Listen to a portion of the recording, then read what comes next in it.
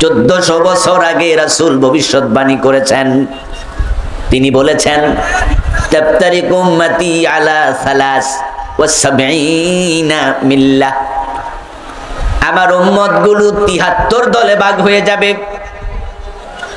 কুল্লুহুম ফিন্নার, সবগুলো জাহান্নামী হবে, ইল্লা ওয়াহিদা, শুধুমাত্র একটা দল জান্নাতি। উম্মত হবে কয় দল? জবাব দিন দয়া করে, কয় দল? 73 দলের মাঝে জান্নাতি হবে কয় দল? মাত্র এক দল, বাকি 72 দল জাহান্নামী। আমার উম্মত 73 দল হবে। রাসূলের উম্মত বলতে হিন্দু, বৌদ্ধ, খ্রিস্টানকে বোঝানো হয় না। রাসূলের উম্মত বলতে আমরা কালেমাওয়ালা মুসলমানদেরকেই বুঝি। এই কালেমাওয়ালারা 73 দল হবে।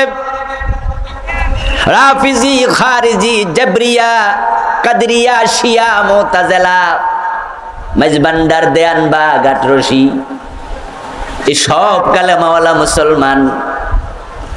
কিন্তু বলুন তো, শিয়ারা পথপ্রাপ্ত নাকি বিভ্রান্ত?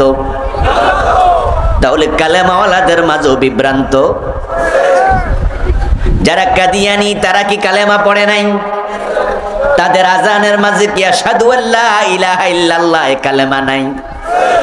আশহাদু আন্না মুহাম্মাদার রাসূলুল্লাহ কাদিয়ানির আজানের মাঝে কে কালেমা নাই? কিন্তু আওয়াজ দিয়ে বলুন তো, ওই কালেমাওয়ালা কাদিয়ানি গুলো মুমিন না কাফের? ওরা রাসূলের উম্মত দাবি করছে। এই জন্য প্রিয় নবীজি বলেছেন আমার উম্মত গুলো 73 দলে বিভক্ত হবে, জান্নাতি মাত্র এক দল হবে। কিলা মান ইয়া রাসূলুল্লাহ, প্রশ্ন করা হলো হে আল্লাহর নবী, জান্নাতি একটি দল, সে দল আমি চিনতে চাই, সেটা কোন দল? ক্বালা মা আনা আলাইহি ওয়া আসহাবি, রাসূলুল্লাহ জবাব দেন, যে মত, যে পথের উপরে আমি নবী মুহাম্মদ এবং আমার সাহাবারা অধিষ্ঠিত, প্রতিষ্ঠিত, ওই পথ মত যারা মেনে চলবে শুধু তারাই জান্নাতি। قال النبي صلى الله عليه وسلم من أحب سنتي فقد أحبني ومن أحبني كان معي في الجنة। অন্য হাদিসে প্রিয় নবীজি বলছেন যে আমার সুন্নাহকে অনুসরণ করবে, আমার মত পথ, আমার সিরত, আমার সুরত, আমার মতো দাড়ি হবে, আমার মতো চরিত্র হবে, আমার মতো টুপি হবে, আমার মতো জীবন হবে, যারা আমি নবীর সুন্নাহ ফলো করে জীবন সাজাবে, সেই লোকটা আমি নবী মুহাম্মদকে ভালোবাসলো, তার পরিচয় দিতে পেরেছে। ওমানা হাব্বানি কানা মাই ফিল জান্নাহ, এভাবে আমাকে মেনে যে আমাকে ভালোবাসে তার পরিচয় দেবে, সেই জান্নাত আমার সাথে ঢুকবে। আল্লাহর জান্নাতে যারা যেতে চায় তাদেরকে রাসূলের অনুসরণ করা প্রয়োজন আছে না নাই? রাসূলকে মেনে চলা নফল না ফরজ? ফরজে কিফায়া না ফরজে আইন? রাসূলকে মানতেই হবে। রাসূলের লাইফ স্টাইলের বাহিরে নিজের লাইফ স্টাইল সাজানো যাবে না। জীবনের বটম থেকে টপ, পাকঘর থেকে সংসদ ভবন, ব্যক্তি জীবন থেকে আন্তর্জাতিক বলয়, আপনি আছেন যেখানে ইসলাম থাকবে সেখানে, ঠিক না? ইসলামকে সাথে নিয়ে যে চলবে সেই হবে জান্নাতি। রাসূল সাল্লাল্লাহু আলাইহি ওয়াসাল্লামকে অনুসরণ না করে জান্নাত পাওয়া যাবে না। এজন্য আল্লাহ তাআলা আপনার জীবনের সব কাজ রাসূলের সাথে মিলায়া তারপরে নেবেন।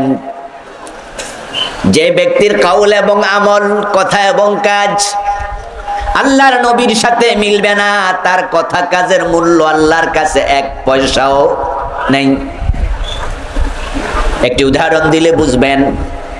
যারা জানেন তারা একটু মুখ লড়াইয়েন, ঠোঁট লড়াই, একটু কথা বলুন তো, মাগরিবের ফরজ কয় রাকাত? কেউ যদি 4 রাকাত পড়ে সওয়াব একটু বেশি হবে না নামাজ বাতিল হবে?